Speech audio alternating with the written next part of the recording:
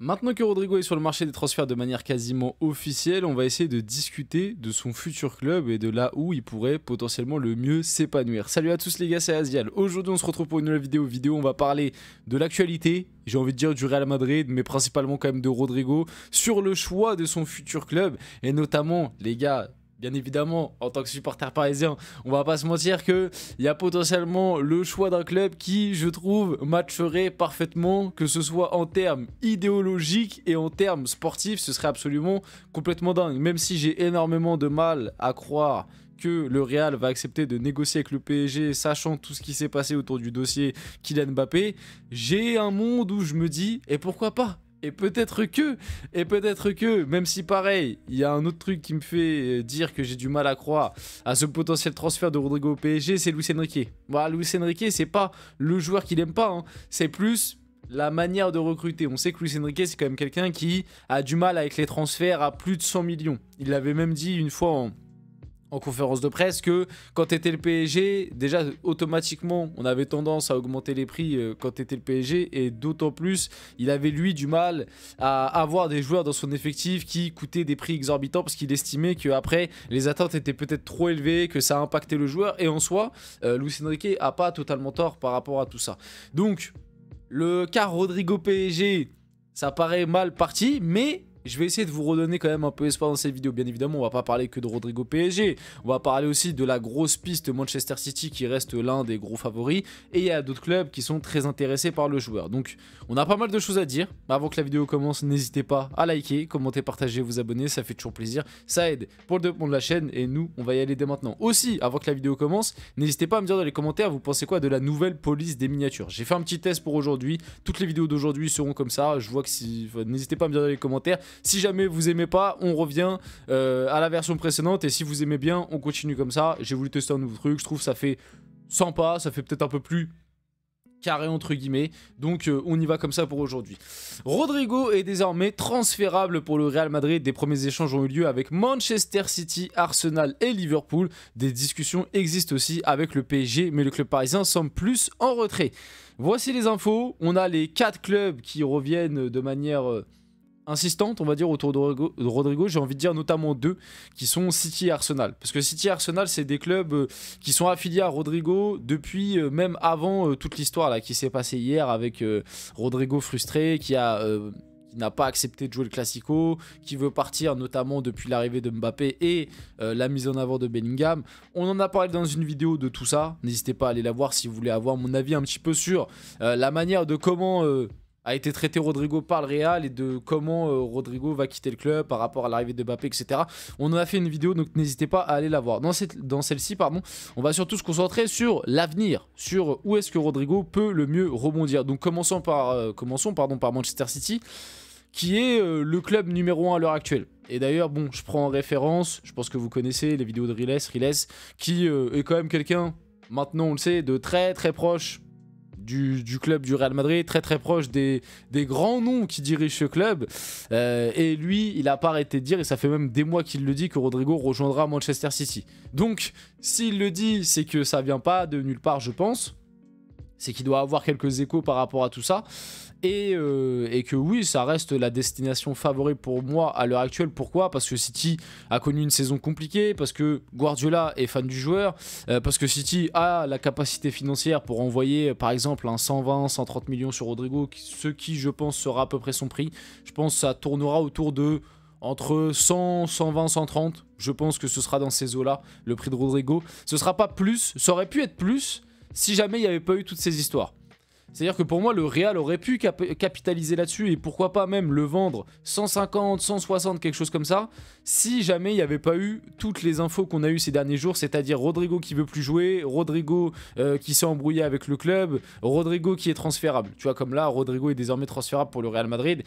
Ça fait baisser automatiquement le prix. Parce que quand un club va venir négocier avec toi, bah, ils savent que tu veux plus le joueur et que le joueur ne veut plus rester. Donc automatiquement, au bout d'un moment, il va falloir trouver un terrain d'entente et le club qui va venir toquer à ta porte, il sait que le joueur ne veut pas rester et toi tu veux pas le garder. Donc ça fait baisser automatiquement le prix. Alors que si il n'y a pas tout ça qui était sorti, je pense que tu aurais pu vraiment capitaliser et le vendre à une très grosse somme. Sachant que City, comme je viens de l'expliquer, ils sont dans un processus de renouvellement, tu vois, ils vont armer un nouveau cycle, donc je pense que City aurait été capable d'envoyer 160, 180 millions même potentiellement sur la table pour Rodrigo. En plus, ça aurait été un transfert impactant. C'est quand même Rodrigo, l'une des stars malgré tout du Real Madrid, même si c'est pas la star, ça reste quand même un joueur qui a gagné 2 Ligues des Champions en étant très impactant, en étant titulaire sur la deuxième. La première, c'était un peu plus était des fois plus dans la rotation, même si il avait quand même un gros temps de jeu. Mais la deuxième, en tout cas, il était titulaire de manière indiscutable. Il a eu quand même son rôle, même si c'était pas comme je viens de le dire, le plus impactant. Je mets bien évidemment au fini Bellingham, même Carvajal, même Kroos devant. Mais il avait quand même son rôle dans l'équipe. Il avait quand même un rôle très important.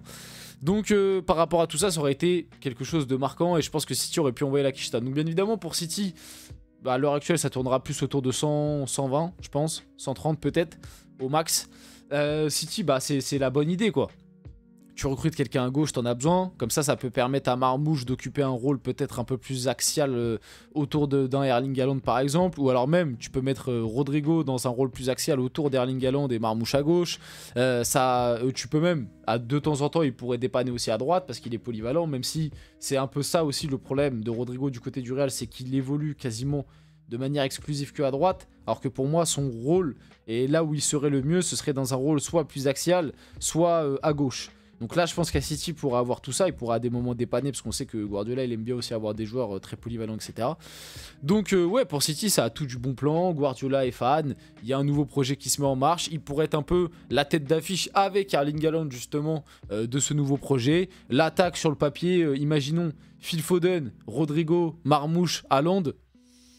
Bon, je vais pas te mentir que si l'année prochaine City repart de l'avant avec le retour de Rodri, etc., tu peux potentiellement avoir quelque chose de très effrayant sur le papier. Donc City, et puis même pour le joueur, je pense que City, ce serait bien parce que tu as ce côté Guardiola prend la lumière, donc si jamais il y a un échec, ce sera pas tout sur toi. Tu vois ce que je veux dire?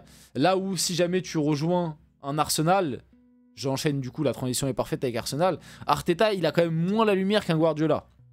Même s'il en a, il a quand même moins. Et comme Arsenal, c'est un club qui, depuis des années, monte, mais tu sens qu'il y a toujours cette barrière, il manque toujours ce truc. Et notamment cette année, on n'a pas arrêté de dire du côté d'Arsenal qu'il manquait ce fameux grand attaquant. Je pense que si Rodrigo il arrive à Arsenal et que Arsenal se plante, ce sera lui la target exclusive. Moi personnellement, je serai à la place de Rodrigo, j'irai pas à Arsenal. Voilà, moi je vous mens pas, j'irai pas à Arsenal.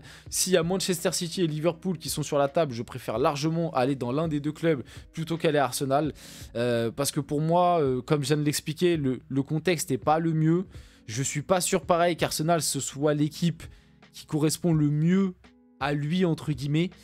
Et ouais, tout simplement, moi en tout cas, je serais Rodrigo. Le projet d'Arsenal, ce serait pas le truc qui me chaufferait le plus. Moi, je pense qu'Arsenal, ils ont besoin de joueurs, entre guillemets, plus... je sais pas comment trop expliquer sans être condescendant. Mais ils ont besoin de joueurs plus... tu vois, genre un Anthony Gordon, par exemple, de Newcastle. Il va à Arsenal, ça me choque pas. Un Rodrigo... Pour moi, je sais pas, ça fait trop star pour à l'heure actuelle le projet d'Arsenal. Et j'ai même, je pense, dans la tête des joueurs, venir à Arsenal, c'est pas le truc. À part peut-être s'il est fan d'Arsenal. Peut-être que Rodrigo a un attachement particulier pour Arsenal que je ne connais pas. Mais voilà, je pense que City-Liverpool, quand t'es joueur de foot à l'heure actuelle, ça te chauffe plus que venir à Arsenal. Bon, après, c'est peut-être que mon ressenti. Hein. S'il y a des fans d'Arsenal devant la vidéo, ils vont me dézinguer. Je suis désolé, les gars, mais c'est ce que je pense. Et Liverpool, ce serait sympa. Ce serait sympa pour le joueur.